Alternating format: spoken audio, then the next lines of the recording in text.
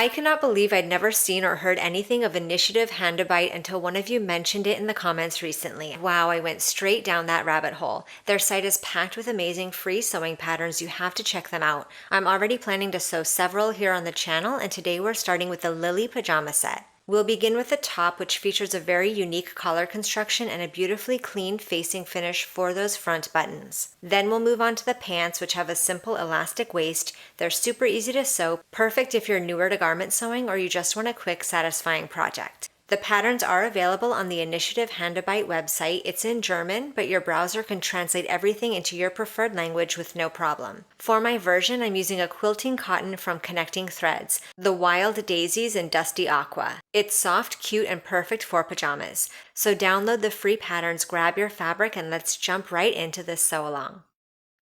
Here is one of my front bodice pieces, and I'm going to take the side seam to the serger and finish the raw edge. I've repeated this for both front bodice pieces, as well as the raw side edges of the back bodice piece. Place the front and back pieces right sides together at the shoulders and pin in place. Sew the shoulder seams with a 3/8 inch seam allowance, finish the raw edges together, and press the seams toward the back bodice piece.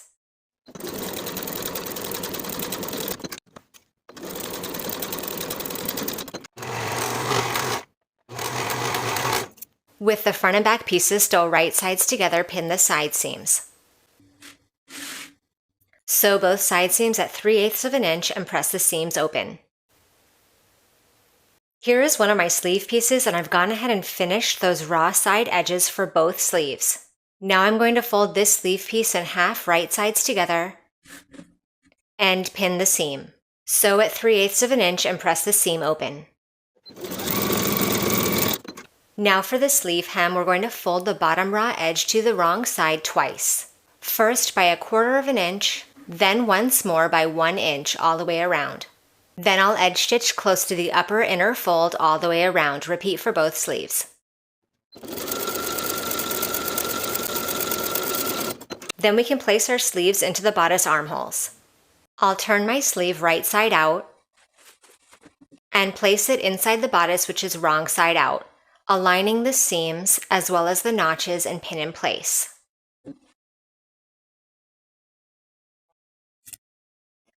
Sew the sleeve in place with a 3/8 inch seam allowance, finish the raw edges together, and repeat for both sleeves.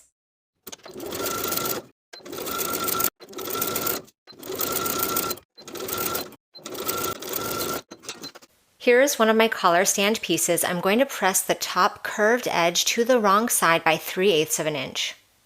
Now that that top edge is pressed, I'll place the wrong side of the collar stand onto the right side of the collar, aligning the collar stand with the placement markings from the collar pattern piece.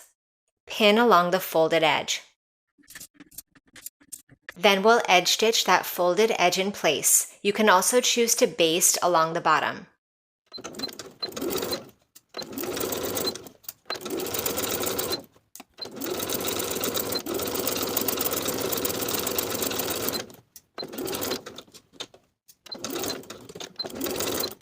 For the remaining collar and collar stand pieces, I interfaced both pieces and repeated that same process to create the combination of the collar stand and collar piece. Now I'll place these pieces right sides together and pin the side and upper edges. Sew the side and upper edges with a 3/8 inch seam allowance.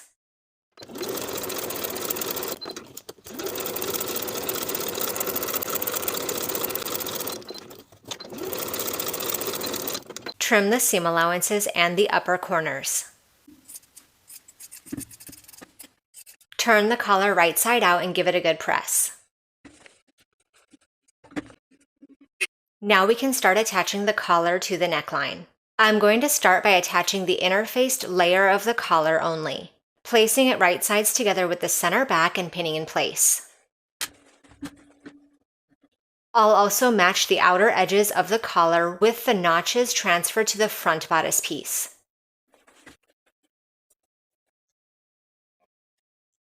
Then I'll continue pinning the interfaced side of the collar in place from notch to notch. Then we'll sew the interfaced collar in place to the neckline from notch to notch with a 3/8 inch seam allowance, backstitching at both notches.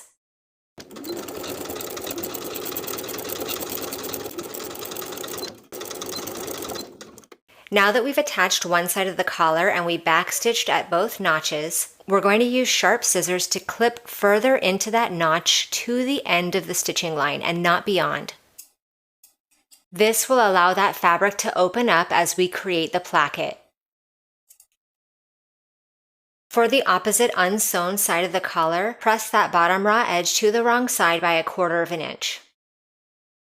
Here is one of my raw center front edges. And for the facing, I've gone ahead and finished the top short edge as well as the inner raw edge. I'm going to place the facing right sides together with the center front and pin that top area from the outermost corner to the notch that we stitched to earlier. Also pin the entire center front. Sew the facing from the notch, backstitching to secure. Pivot at the corner and sew down to the bottom with a 3/8 inch seam allowance.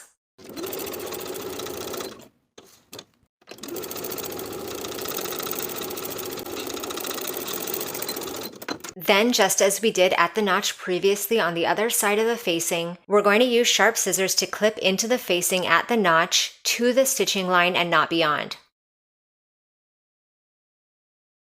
Trim the topmost corner of the facing. Turn the center front right side out and give the facing a good press. Repeat on both sides of the bodice for both facings. Now we have 2 loose ends of the facing on the inside of the garment. These will be stitched underneath the inner collar piece. The short edges that we finished will align with the shoulder seams. Place the folded edge of the inner collar on top of the main stitching line. And we're going to pin in place again with the loose edge of the facing tucked underneath at the seam line. I'm going to be pinning from the outside, securing that inner folded edge of the inner collar.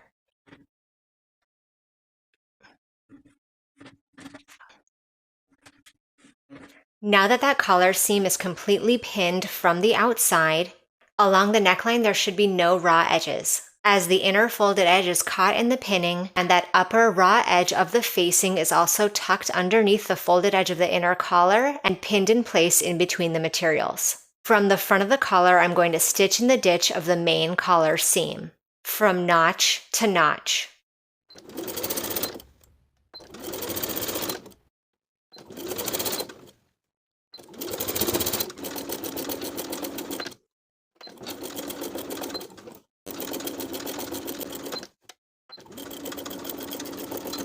Now the collar is finished. For those upper edges of the facing that meet the shoulder seam, you can sew a few machine stitches to sew that finished edge of the facing to the finished edges of the shoulder seam allowance, repeating on both sides. This will help the facing not to flap around on the inside at the shoulder area. Along the bottom edges of the garment, I went ahead and finished the raw edges from one side to the other, with the facing opened out away from the bodice. Now I'll open out the facing once again and turn the facing so that it's right sides together with the bodice along the bottom edge, folding it to the front along the main seam line. Pin in place along the bottom. We're going to sew this bottom edge to your preferred hem allowance. The hem allowance prescribed in the pattern is 1 1/4 inches. To save some length along the bottom, I'm choosing to sew that bottom edge by 3/8 of an inch, from the facing seam to the finished edge of the facing on the inside. Repeat on both sides of the facing.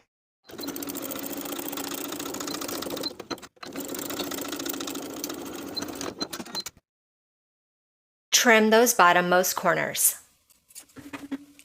Then we can turn the facing back to the inside of the garment.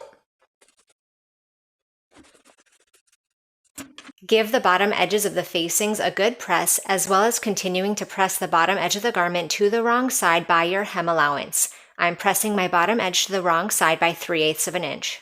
Then we can edge stitch along the top of the hem from one center front straight across to the opposite center front.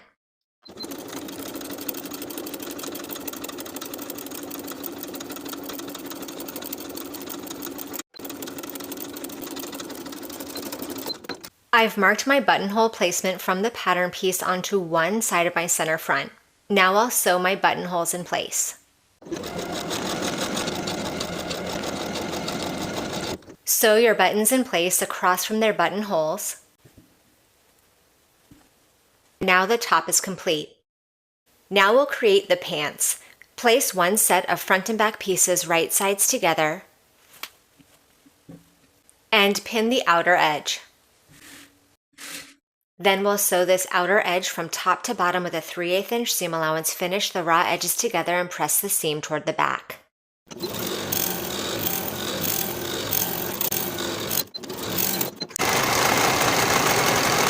Now that outer seam is sewn, finished, and pressed toward the back, we'll place these pieces right sides together once again and pin the inseam. Then we'll sew, finish, and press toward the back in the same way as we did for the opposite seam. Repeat to create both pant sets. With one set still wrong side out, and with the other one turned right side out, place the one that's right side out into the one that's wrong side out, aligning them right sides together at the crotch seam and pin in place.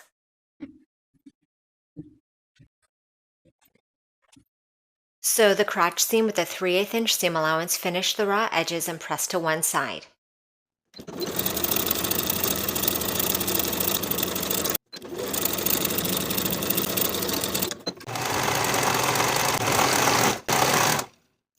For your waistband, fold it in half right sides together, aligning the short edge.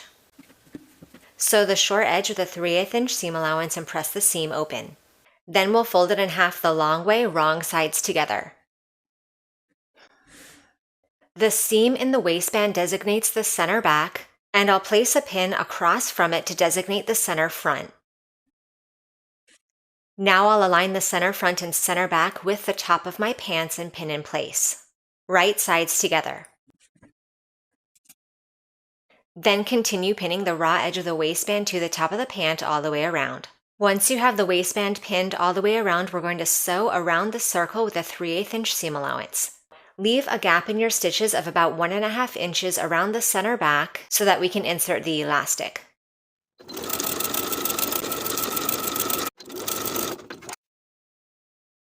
I've cut 1.5 inch wide elastic to my waist measurement. Now I'll begin lacing it through the gap we left in the stitches.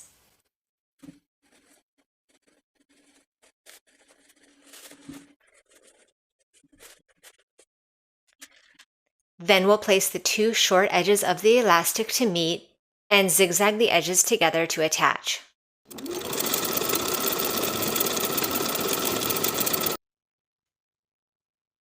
Now we'll pull that elastic entirely inside the casing.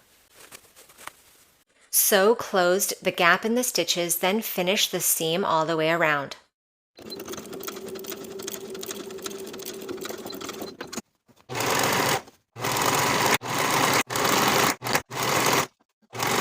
If you like, you can add top stitching to your elastic waistband. To do this, sew in 2 even intervals along the waistband, all the way around. You'll be stretching the elastic fully with both hands as you go and using a regular straight stitch. This will do 2 things. It provides a nice aesthetic along the waistband, and it will ensure that your waistband never gets twisted in the inside of the casing.